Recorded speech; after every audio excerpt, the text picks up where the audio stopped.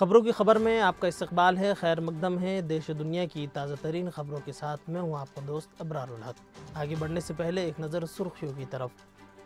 झारखंड में आफ्ताब अंसारी की पुरस्कार मौत पर हंगामा। एक आदमी को किया गिरफ्तार, हिरासत में कत्ल हुआ या मॉब लिंचिंग का हुआ शिकार। राज ठाकरे की 13 साल बाद मातोश्री आमद, उद्धव ठाकरे को दी सालगिरह की मुबारकबाद। महाराष्ट्र में लाड़की बहन योजना फर्जीवाड़े का शिकार, 14,298 मर्दों ने उठाया फायदा। हुकूमत को लगा तकरीबन 21 करोड़ का चूना। हम बर्बाद हो चुके हैं। हिंजेवाड़ी आईटी पार्क महाराष्ट्र से बाहर मुंतकिल होने पर अजित पवार का इजहार गम। बंगाली बोलने वाले मुसलमानों को बंदूक की नोक पर भेजा जा रहा है बांग्लादेश, असदुद्दीन ओवैसी का सनसनीखेज दावा। असेंबली अहाते में नारेबाजी, मुजाहरे पर रोक को लेकर तनाज़ा। कांग्रेस ने फैसले की सख्त मुखालफत।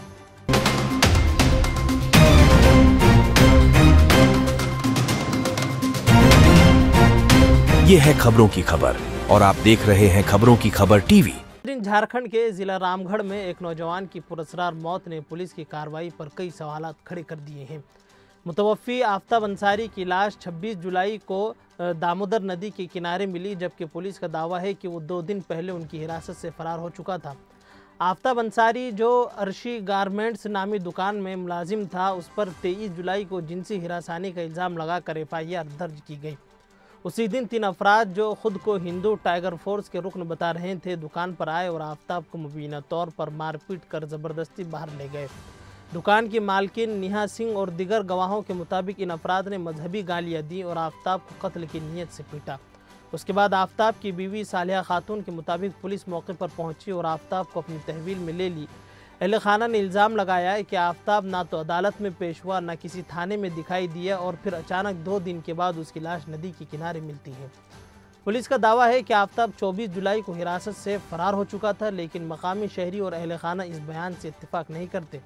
आफ्ताब की मौत की खबर फैलते ही हफ्ते की शब बड़ी तादाद में लोग सड़कों पर उतर आए और शदीद एहतजाज दर्ज कराया।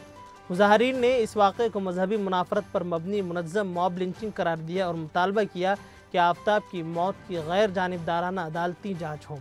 दूसरी जानिब झारखंड के वज़ीर सेहत डॉक्टर इरफान अंसारी ने भी इस वाक़े को मॉब लिंचिंग करार देते हुए कहा है कि ये सब कुछ एक सियासी साजिश का नतीजा है। उन्होंने बीजेपी के सीनियर रहनुमा बाबूलाल मरांडी पर इल्ज़ाम लगाया कि उनकी इश्तियाल अंगेज सोशल मीडिया पोस्ट ने फ़िज़ा को, माहौल को ज़हर आलूद कर दिया और पुलिस पर दबाव बढ़ गया। वाक़े में रामगढ़ थाने के इंचार्ज PK सिंह और एक दिगर पुलिस एहलकार को मुअत्तल कर दिया गया है और आफ्ताब की बीवी और दुकान की मालकिन की शिकायत पर 2 अलग अलग FIR दर्ज कर ली गई है। शिवसेना UBT के सरबराह उद्धव ठाकरे की सालगिरह के मौके पर महाराष्ट्र नवनिर्माण सेना MNS के सदर राज ठाकरे ने 13 साल बाद उनकी रिहाइशगाह मातोश्री पर कदम रखा। इस जज्बाती लम्हे को सियासी हलकों में ख़ास अहमियत दी जा रही है, क्योंकि दोनों चचेज़ाद भाइयों के ताल्लुकात में बरसों से सर्द जंग जारी थी। उद्धव ठाकरे ने राज ठाकरे को गले लगाया और उनकी पीठ भी थपथपाई, जिससे माहौल में गर्मजोशी देखी गई। इस मौके पर दोनों ने बाल ठाकरे की तस्वीर के सामने अपनी फ़ोटो भी खिंचवाई। याद रहे कि राज ठाकरे ने 2005 में उद्धव ठाकरे से इख्तिलाफात के बाइस शिवसेना छोड़कर अपनी पार्टी महाराष्ट्र नवनिर्माण सेना कायम की थी। तब से दोनों के ताल्लुकात कशीदा रहे हैं और उन्होंने इंतखाबी मैदान में एक दूसरे के खिलाफ कई बार मुकाबला भी किया है। महाराष्ट्र हुकूमत का लाड़की बहन योजना, जिसका हदफ उनके मुताबिक कमज़ोर ख़वातीन को हर महीने 1500 रुपये की इक़्तिसादी मदद फराहम करना था, अब एक फर्जीवाड़े की वजह से सुर्खियों में है। जांच में पता चला है कि तकरीबन 14,298 मर्दों ने फ़र्जी दस्तावेज़ात के सहारे मंसूबे का फ़ायदा लिया, जिससे सरकारी ख़जाने को तकरीबन 21.44 करोड़ रुपए का नुकसान हुआ। 2024 में शुरू किए गए इस मंसूबे के ऑडिट के दौरान सामने आया कि कई मर्दों ने फ़र्जी आधार या दस्तावेज़ के ज़रिए ख़ुद को खातून बताकर इस योजना के लिए रजिस्ट्रेशन करवा लिया था और हर महीने इक़्तिसादी फ़ायदा उठाते रहे हैं। इस इंकिशाफात के बाद महाराष्ट्र हुकूमत सवालों के घेरे में है कि दरख्वास्त की जाँच का अमल इतना कमज़ोर कैसे रहा और पूरा निज़ाम मॉनिटर करने में नाकाम कैसे हो गया। वैसे इस मामले में पहले भी नाअहल लोगों के नाम पर पैसे उठाने की बात सामने आई थी।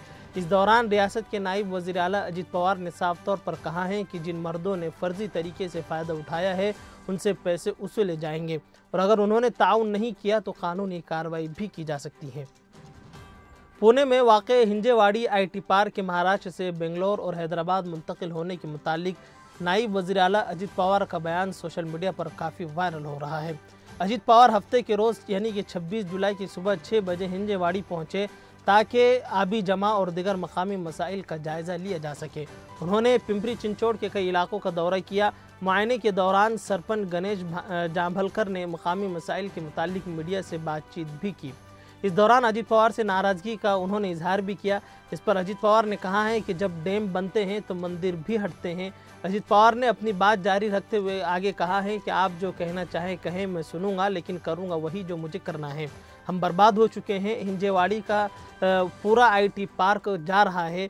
ये मेरे पुणे और महाराष्ट्र से बेंगलोर और हैदराबाद मुंतकिल होने जा रहा है।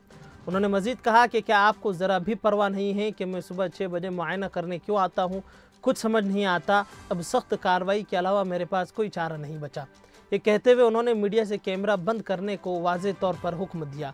वाज़े रहें कि हिंजेवाड़ी में वाक़ राजीव गांधी आईटी पार्क इलाके का मशहूर आईटी पार्क में आबी जमाव से लोगों को काफ़ी मुश्किलात का सामना करना पड़ रहा है।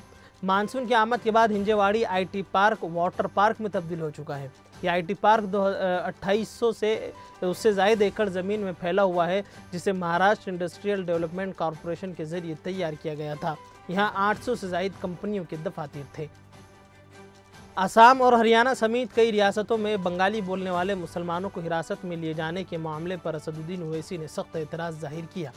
इमाम के सदर असदुद्दीन ओवैसी ने कहा है कि ये लोग हिंदुस्तानी शहरी हैं, लेकिन उन्हें बंदूक की नोक पर बांग्लादेश भेजा जा रहा है। साथ ही उन्होंने कहा है कि मरकज़ी और रियासती हुकूमतें मुसलमानों के साथ इम्तियाजी सुलूक कर रही हैं। असदुद्दीन ओवैसी ने सोशल मीडिया प्लेटफॉर्म एक्स पर पोस्ट करते हुए लिखा है कि हिंदुस्तान के मुख्तलिफ हिस्सों में पुलिस बंगाली ज़ुबान बोलने वाले मुस्लिम शहरियों को गैर कानूनी तौर पर हिरासत में ले रही हैं और उन पर बांग्लादेशी होने का इल्ज़ाम आयद कर रही हैं। बंदूक की नोक पर हिंदुस्तानी शहरियों को बांग्लादेश भेजे जाने की परेशान करने वाली खबरें सामने आ रही हैं। साथ ही उन्होंने कहा कि ये हुकूमत कमज़ोरों के साथ सख्ती से पेश आ रही है। जिन लोगों पर गैर कानूनी तारिकीन वतन होने का इल्ज़ाम आयद किया जा रहा है, उनमें से ज़्यादातर गरीब लोग हैं, मजदूर किस्म के लोग हैं। काबिल ज़िक्र है कि कुछ दिनों पहले पुलिस ने पुणे शहर से 5 बांग्लादेशी ख़वातीन को गिरफ़्तार किया था। 20 से 28 साल की उम्र के दरमियान की ये ख़वातीन बग़ैर किसी दुरुस्त दस्तावेज़ात के हिंदुस्तान में रह रही थी, ऐसा उनका कहना है। दूसरी जानिब आसाम की हेमंत बसवा की हुकूमत ने गैर कानूनी बांग्लादेशियों को बड़े पैमाने पर निकालना शुरू कर दिया है और आसाम हुकूमत का कहना है कि जब तक कि कबाइलियों की ज़मीनें खाली नहीं करा ली जाती, तब तक कि ये मुहिम मुस्तकिल जारी रहेगी। मध्य प्रदेश कानून साज असम्बली सेक्रेटरीट ने पीर 28 जुलाई से शुरू होने वाले मानसून इजलास में असम्बली अहाते में एहतजाजी मुजाहरे और नारेबाजी पर पाबंदी आयद कर दी है। इस फैसले के बाद रियासत में सियासत गर्म हो चुकी है। अपोजिशन कांग्रेस ने इस कदम की सख्त तनकीद की है। दरअसल आइंदा इजलास से पहले सिक्योरिटी प्रोटोकॉल के सिलसिले में मध्य प्रदेश असम्बली के चीफ सेक्रेटरी AP सिंह के जरिए 10 जुलाई को जारी एक सर्कुलर में ये पाबंदी लगाई गई थी।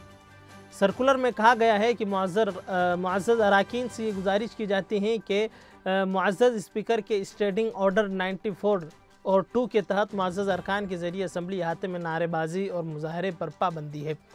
इस इक़दाम की तनकीद करते हुए असम्बली में अपोजिशन रहनुमा उमंग सिंघार ने कहा है कि ये फैसला हुकूमत के दबाव में लिया गया है। उमंग सिंघार ने ऐवान की कार्रवाई की लाइव स्ट्रीमिंग कराए जाने के कांग्रेस के मुतालबे को दोहराते हुए कहा है कि असम्बली में झूठे और फर्जी एदाद शुमार देने वाली हुकूमत खुद को बेनकाब होने से बचाने के लिए स्पीकर पर दबाव बनाकर ऐसे ज़ाब्ते और ऐसे हुक्म जारी कर रही हैं। ये सरासर जमहूरियत का कत्ल है। खैर, आज के लिए बस इतना ही, फिर इंशाल्लाह मुलाकात होगी।